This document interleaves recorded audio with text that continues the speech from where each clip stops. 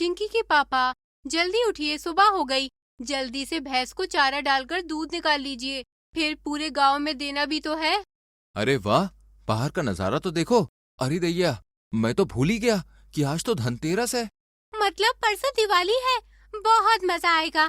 Mummy papa, आज आप दोनों मुझे खरीदारी करने के लिए ले जाइएगा।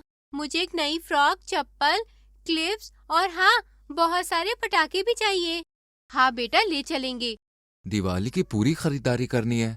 घर को सजाने के लिए सामान, दीपक, खाने पीने के लिए राशन, इन सब के लिए तो बहुत पैसे चाहिए।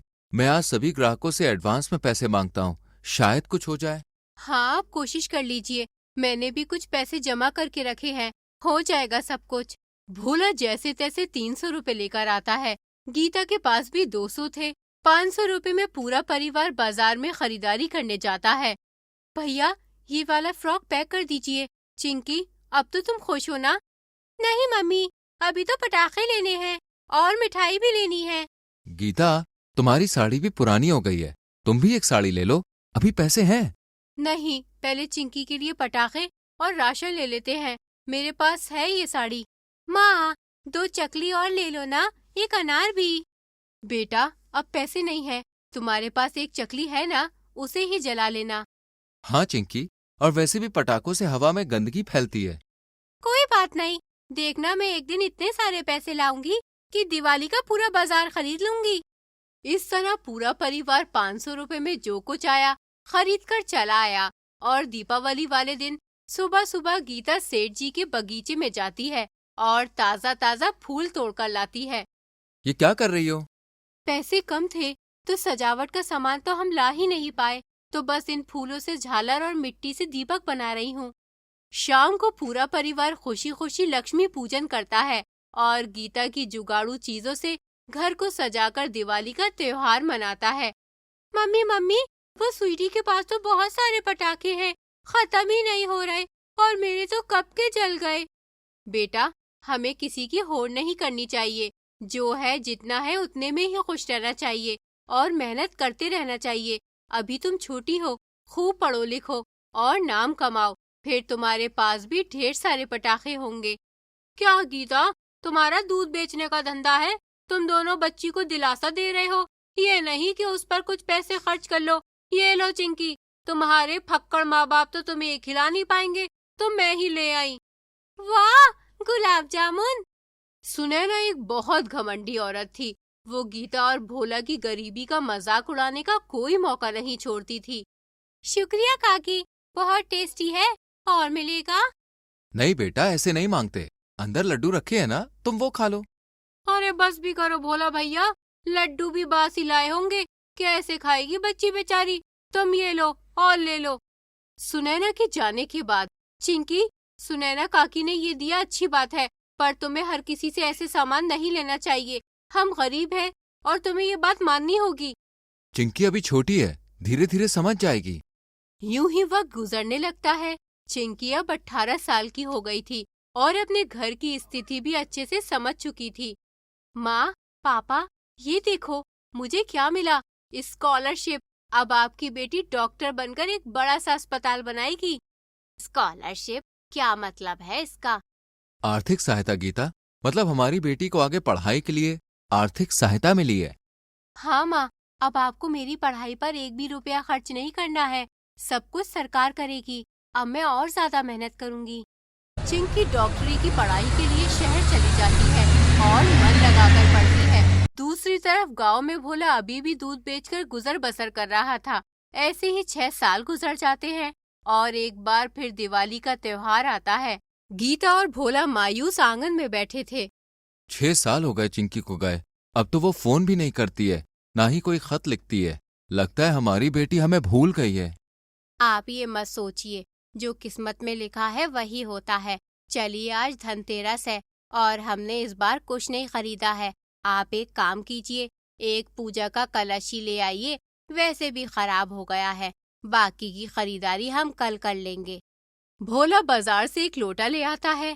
अब शाम को दोनों आंगन में बैठे चिंकी की राह देखते हैं, लेकिन चिंकी की जगह सुनैना आ जाती है। क्या बात है, इस बार भी नहीं आई चिंकी? मुझे तो लगता है वो तुम बूढ़े गरीब माँ बाप के पास अब कभी नहीं आएगी। वैसे भी है ही क्या तुम्हारे पास? ना तो उसे कभी ढंग का खाना दिया, ना ढंग की शॉपिंग करवाई, हर त्योहार में कंजूसी। भाभी जी, हमारे पास जैसा था हमने किया, अब उसका आना ना आना ये उसकी मर्जी है। कम से कम आप तो ये सब मत कहिए। वाह जी वाह, उल्टा चोर कोतवाल को डांटे। क्यों ना कहूँ भोला, सच सुनने में कड़वा लग रहा है क्या? अरे हमारी बेटी को देखो, इंजीनियरिंग की पढ़ाई करके आई है और हर त्योहार पर मुझसे मिलने आती है। ये आपकी खुशकिस्मती है दीदी, और चिंकी नहीं आती ये हमारी बदकिस्मती। और नहीं तुम्हारी कमी, एक ही बेटी थी और उसे भी कुछ ढंग का नहीं दे सके तो क्या आएगी भला? क्यों नहीं आएगी काकी? इतने में चिंकी की आवाज आती है। सब उसे देखकर हैरान रह जाते हैं।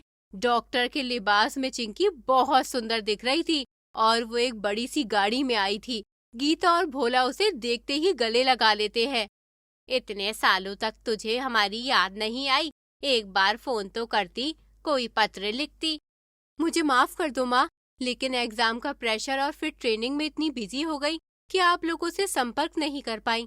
लेकिन अब मैं कहीं नहीं जाऊंगी, यहीं रहूंगी आप दोनों के पास। अगले दिन, माँ पापा चलो जल्दी, कल दिवाली है, हमें बाजार जाना है, ढेर सारी शॉपिंग करनी है। चिंकी अपने माता पिता को बाजार लेकर जाती है। उन्हें गांव के एकमात्र और सबसे बड़े मॉल से नए नए ब्रांडेड कपड़े दिलवाती है और बॉक्स भरकर मिठाइयाँ, सजावट का सामान, पटाखे खरीदती है। इतना सब खरीदने की क्या जरूरत है बेटा? हम 3 ही तो लोग हैं। पापा, आप शायद भूल गए, मैंने बचपन में कहा था कि एक दिन इतना सारा पैसा लाऊंगी कि पूरा बाजार खरीद लूंगी, और आज वो दिन आ गया है। चिंकी की खरीदारी देख पूरा गांव हैरान रह जाता है। सुनैना के तो तोते ही उड़ जाते हैं। क्या हुआ काकी? इस बार मैं आपको गुलाब जामुन खिलाऊंगी, आइएगा जरूर। चिंकी और गीता मिलकर अपने छोटे से घर को सजाती हैं।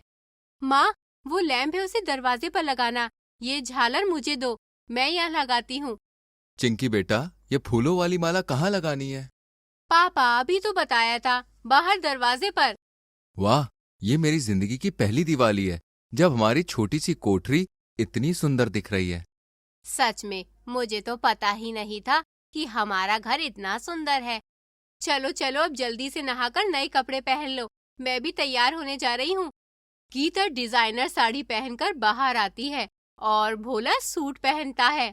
अरे वाह गीता, तुम तो जच रही हो, ऐसा लग रहा है जैसे कोई नई नवेली दुल्हन हो। आप भी बहुत अच्छे लग रहे हैं, एकदम राजा बाबू। इतने में व्हाइट ड्रेस पहने चिंकी आती है, जो बिल्कुल परी लग रही थी। नजर न लग जाए मेरी बच्ची को, बहुत सुंदर दिख रही है। सच में बेटा, आज तू ना होती तो शायद हम दिवाली की इतनी अच्छी खरीदारी कर ही नहीं पाते। तूने हमारे हर सपने को साकार कर दिया। भगवान तुझ जैसी बेटी हर पिता को दे। अब इमोशनल नहीं हो पापा, चलो मिलकर पूजा करते हैं। पूजा के बाद चिंकी गांव के सभी गरीब बच्चों को मिठाई और पटाखे बांटती है और इस तरह पहली बार एक गरीब परिवार दिवाली धूमधाम से मनाता है। कमलपुर नाम के गांव में सुषमा अपने बच्चों के साथ गरीबी में जीवन गुजार रही थी। मोनू बचपन से ही सही से चल नहीं पाता था और इसका इलाज था पैरों का ऑपरेशन, लेकिन परिवार के पास इतने पैसे नहीं थे कि वो मोनू का ऑपरेशन करा सके। राजन, कहाँ रह गए बेटा? सुबह के 9 बजने को आए हैं, ठेला नहीं लगाना क्या? ग्राहक इंतजार कर रहे होंगे। हाँ माँ, बस प्रिया सब्जी पैक कर रही थी। सुषमा और राजन दोनों ठेला लेकर गांव के चौक पर चले जाते हैं, जहाँ ग्राहकों की लंबी लाइन लगी थी। क्या सुषमा काकी, आज बहुत देर से आई हो? हमारे पेट के चूहे तो उछल उछल कर मर गए। माफ करना बेटा। सुषमा जल्दी जल्दी रोटियां सेकती है और राजन आलू पनीर, शाही पनीर, छोले और आलू की सब्जी रखकर पूरी थाली सजाकर ग्राहकों को देता है। कसम से काकी, तुम्हारी बोली जितनी मीठी है, खाना उतना ही स्वादिष्ट है। आहा हा हा, अब मजा आ गया खाके। कम दाम में इतना स्वादिष्ट खाना पूरे गांव में नहीं मिलता। देखते ही देखते सुषमा का सारा खाना बिक जाता है और सुषमा राजन शाम होते ही घर आ जाते हैं। वाह माँ, आज बहुत जल्दी आ गई, लगता है अच्छी बिक्री हुई है। हाँ, बस भगवान की कृपा है, काश इतने पैसे जुड़ जाएं कि अपने लाल के पैरों का ऑपरेशन करा लूं। अरे माँ, वो सरला काकी राजन भैया के लिए रिश्ता लेकर आई थी। बता रही थी रेखा नाम की लड़की है। मुझे तो वो फोटो में बहुत पसंद आई। ठीक है, तो फिर कल सरला के साथ जाकर लड़की देखाती हूँ। सरला, प्रिया और सुषमा तीनों अगले दिन रेखा के घर जाती हैं और रेखा की सुंदरता इनके मन में घर कर जाती है और राजन भी रेखा के घर वालों को बहुत पसंद आता है, इसलिए जल्द ही दोनों की शादी हो जाती है। रेखा, आज से बेटा इसे अपना ससुराल नहीं बल्कि घर समझना और इस परिवार को अपना परिवार। हाँ माँ जी, ये भी कोई कहने की बात है। अब आप देखिएगा मैं कैसे इस घर की काया पलट करती हूँ। रेखा भले ही गरीब घर से थी, लेकिन उसके सपने बहुत बड़े थे। वो अमीरों वाली जिंदगी जीना चाहती थी।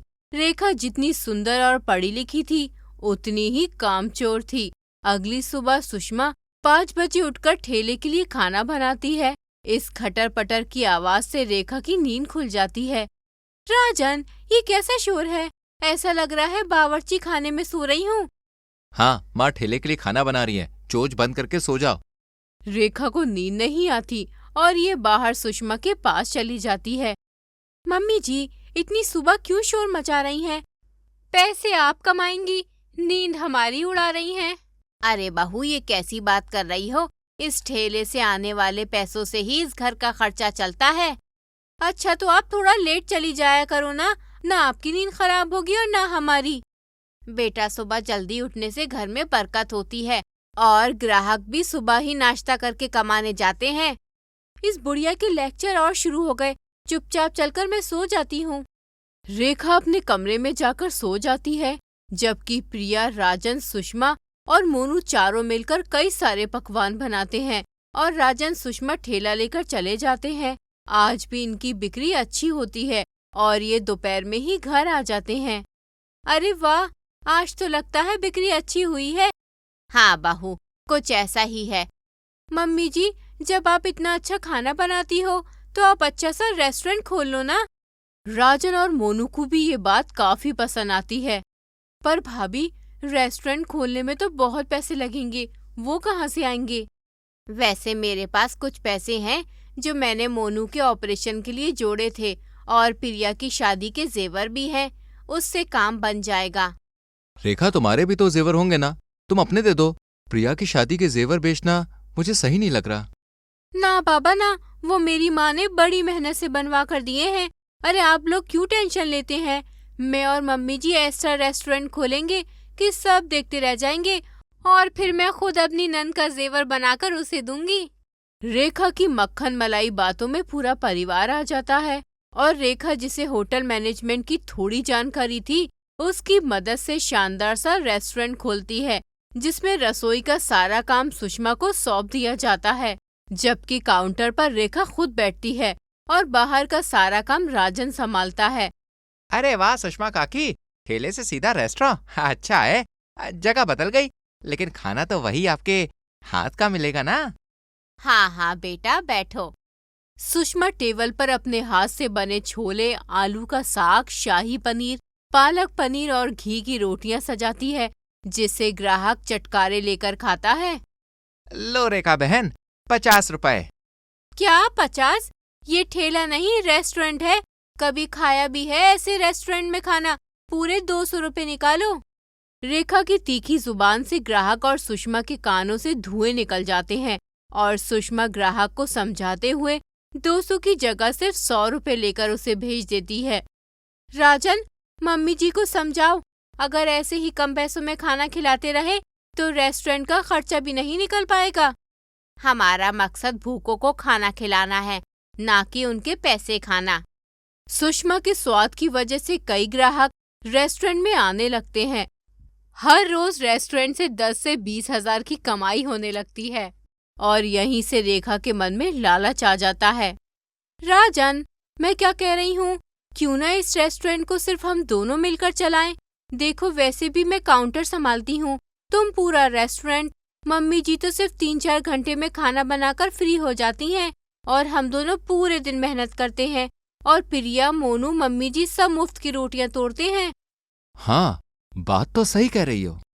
अगर हम इस रेस्टोरेंट को चलाएंगे तो सारे पैसे हमारे पास आएंगे और फिर हम इन सब से दूर एक आलीशान जिंदगी गुजारेंगे। मम्मी जी को तो वैसे भी ठेले की आदत है, लगा लेंगी दोबारा। राजन रेखा की बातों में आकर सुषमा को रेस्टोरेंट के काम से दूर कर देता है और दोनों एक अलग घर लेकर वहीं रहने लगते हैं और खाना बनाने के लिए एक शेफ को रख लेते हैं। माँ, अब हम क्या करेंगे? भैया भाभी ने तो हमारे सारे पैसे भी ले लिए और अब रेस्टोरेंट भी अपने हाथ में कर लिया है। अब हमारा सहारा सिर्फ ठेला ही है। मैं दोबारा ठेला लगाकर अपने परिवार की जिम्मेदारी उठाऊंगी। अगले दिन प्रिया, मोनू सुषमा को दोबारा ठेला लगाने में मदद करते हैं और सुषमा फिर से गांव के चौक पर ठेला लगाने लगती है।